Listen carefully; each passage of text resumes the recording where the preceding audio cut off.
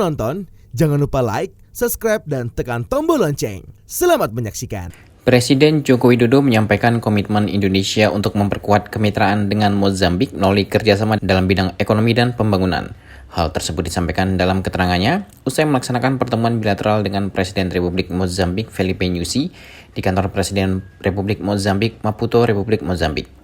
Hal tersebut dikarenakan Presiden Jokowi menilai bahwa Mozambik merupakan sahabat dekat Indonesia dan juga mitra Preferential Trade Agreement pertama Indonesia di Afrika.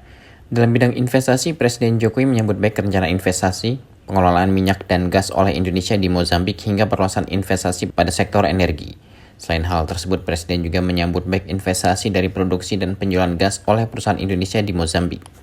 Selain itu, Presiden juga mendorong terbentuknya Bilateral Investment Treaty antara kedua negara dengan meminta kementerian terkait untuk segera menyelesaikannya.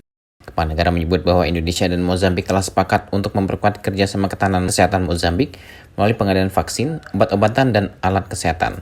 Lebih lanjut, Presiden Jokowi kembali menegaskan bahwa Indonesia terus berkomitmen untuk memperkuat kerjasama pembangunan dengan Afrika melalui rencana besar pembangunan 5 tahun ke depan untuk Afrika yang akan segera diselesaikan.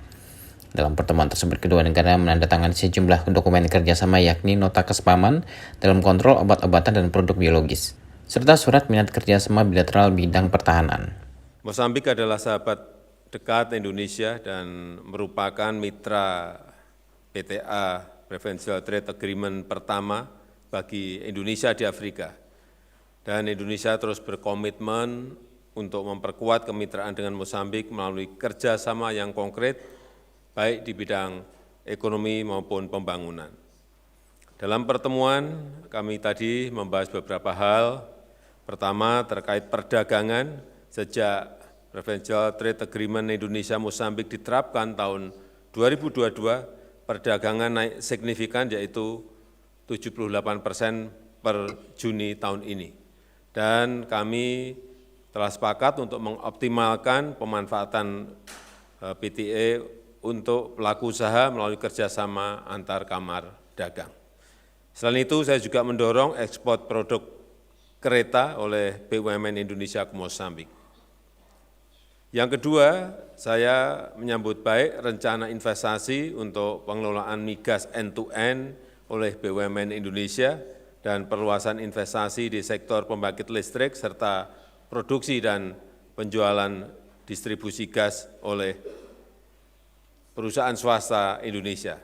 Selain itu, saya juga menyambut baik rencana pembentukan Bilateral Investment Treaty dan menugaskan menteri terkait untuk segera diselesaikan perjanjian ini.